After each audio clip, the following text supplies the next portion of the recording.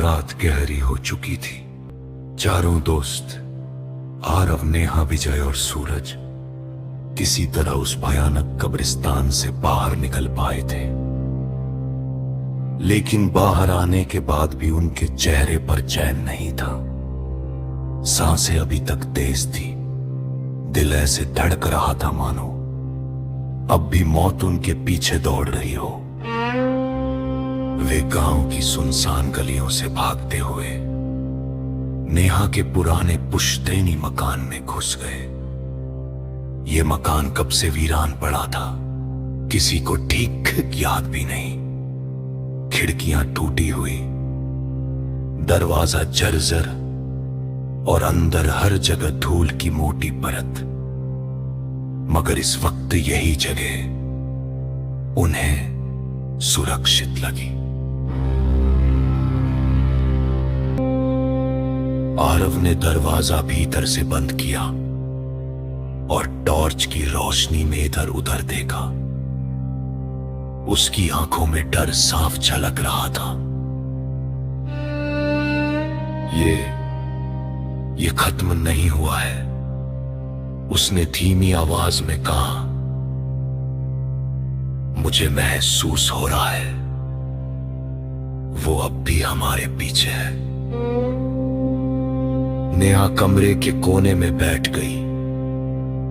उसके चेहरे पर थकान और दर्द साफ झलक रहे थे। लेकिन सबसे डरावनी बात यह थी कि बार बार उसकी आंखें धुंधली सफेद हो जाती और फिर कुछ सेकंड बाद सामान्य दिखने लगती, जैसे कोई अदृश्य हाथ उसकी आत्मा को पकड़कर खींच रहा हो। सूरज ने घबरा कर कहा, अब क्या करेंगे? पुलिस को बुलाएं। चिल्ला पड़ा पुलिस। और क्या कहेंगे कि कब्रिस्तान से भूत हमारे पीछे लग गया है। चारों के बीच सन्नाटा छा गया। कमरे की टूटी हुई खिड़की से ठंडी हवा अंदर आ रही थी, जिससे दीवारों पर लटके जाले हिल रहे थे। अचानक दरवाजे पर दस्तक हुई, इतनी अचानक और तेज कि सबके दिल की धड़कन रुक सी गई। इस वक्त कौन? विजय की आवाज कांप रही थी। दस्तक दोबारा हुई, इस बार और जोर से। दरवाजा हिलने लगा। आरव ने हिम्मत जुटाकर दरवाजे की झिरी से झांका। बाहर बस घना धुआं था, कुछ भी नहीं दिख रहा था। लेकिन तभी उसके कानों में वही फुसफुसाती आवाज गूंजी, वही औरत की गहरी और सर्द आवाज। मैंने कहा था बच नहीं पाओगे।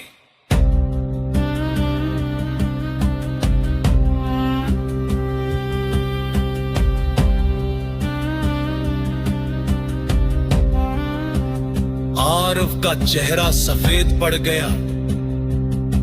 वह पीछे हट गया और जमीन पर गिर पड़ा। नेहा ने अचानक अपने कान पकड़ लिए। उसकी आंखें फिर से सफेद हो गईं और वह कांपने लगी। विजय और सूरज डर के मारे पीछे हट गया। ये फिर से उसके अंदर जा रही है। विजय चीख पड़ा। नेहा अचानक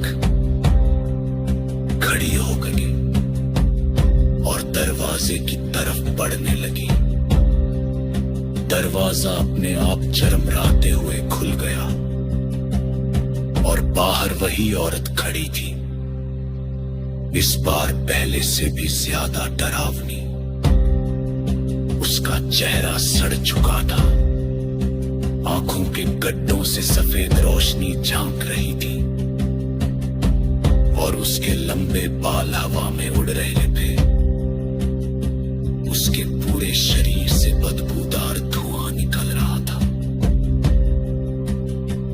वो धीरे धीरे मुस्कुराई और पूरा कमरा कांप उठा। दीवारें चरमराने लगी, छत से धूल झरने लगी। ये हमें यही मार डालेगी, विजय चीख पड़ा। तभी अचानक बिजली चली गई। पूरा मकान अंधेरे में डूब गया। चारों ने चारों तरफ हाथ पांव मारना शुरू कर दिया। अंधेरे में बस वही औरत की चमकती परछाई दिख रहेगी। नेहा अचानक हवा में उठने लगी,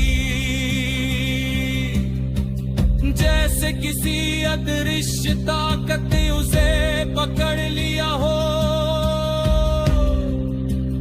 उसकी चीख पूरे कमरे में गूंजने लगी।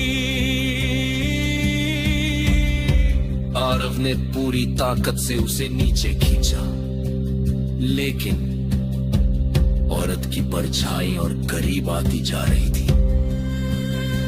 सूरज ने पास पड़ी लकड़ी उठाई और जोर से उसकी तरफ फेंकी, लेकिन लकड़ी उसके आर पार चली गई।